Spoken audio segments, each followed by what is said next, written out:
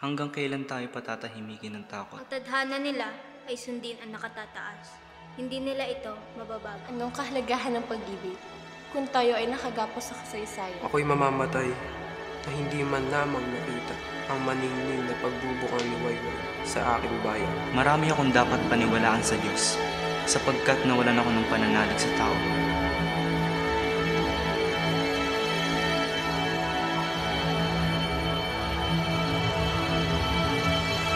Batas ng buhay ang pakikipaglaban. Ibarra? Kamusta ka? Para ka nakakita ng multo.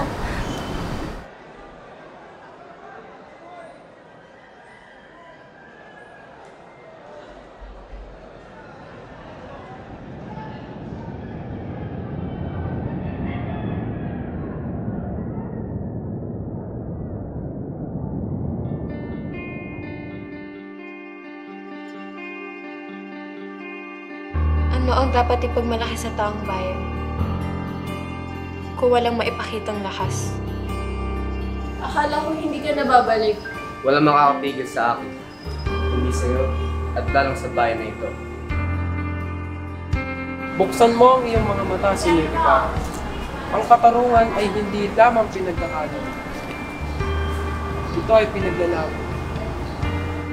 Sa tingin ng binatang ito, ay mababago niya ang ating bayan. Kaya, isa iyong malaki patakisip. Tayo ay nilikha ng Diyos upang magpasako. Iyon ang batas ng mundo mula noon hanggang ngayon. Tanging nais ng binatilong ito ay laging tama. Ngunit hindi laging tama ang nakakabuti para sa atin. Maria, isipin mo kung anong makakamit mo sa pagsama sa Kanya. Kung di natin susubukan na rin, sino ang gagawa? Isa siyang anak ng traidor. Kalaban natin yung prinsipyo. Di ba namang ibig sabihin ito para sa simbahan? Bakit hindi ka kumukompromiso? Kahit ang pagliyab ng apoy ay nakaasa sa lakas ng hangin, hintayin mo ang tamang oras. Kung sana'y ganun lang kadali. Edukasyon? Para kanino, Senyor Ibarra? Para sa mga Indio? Ang edukasyon ay nagbubunga ng rebelyon. Ang mga katulad niya ay hindi na kailanman binibigyan ng kapayapaan. Ayokong paabutin sa digmaan. Ang kapangyarihan ba ay binigay sa mga namumuno lamang?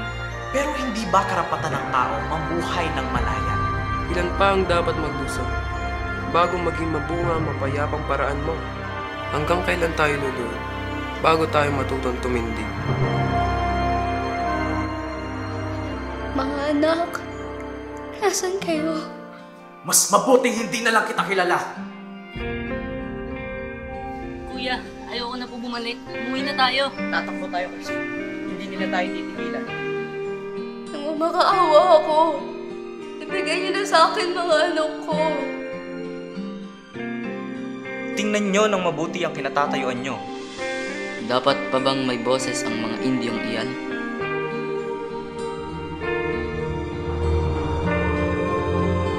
Mabuti ang ama mo, Ibarra. Iniibig mo ba ang bayang ito? Tama na po! Tama na po! Ngunit, kailanman hindi lumuluhod ang kamao sa hustisya. Handa mo bang tanggapin ang anumang kapalaran na iyong sasapitin sa ngalan ng pag-ibig? Baka tayo pirming nakatingala, sumasamba ng walang pagdududa. Tandaan mo ang araw na to. Ang iyong karangalan, ang iyong magiging kamatayan. Bawat gabi, tinatawag nila ang pangalan mo, Ibarra. Nasa bibig na ng Pilipino ang pagnanais ng pagbabago.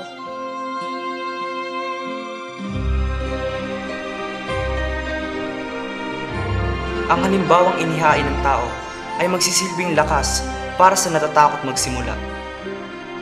Ibarra, nasan ka na?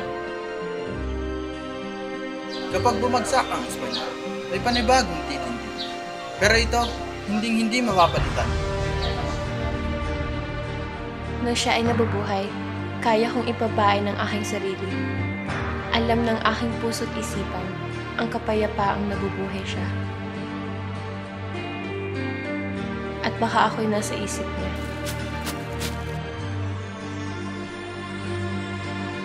Ano ba ang halaga ng isang bayani?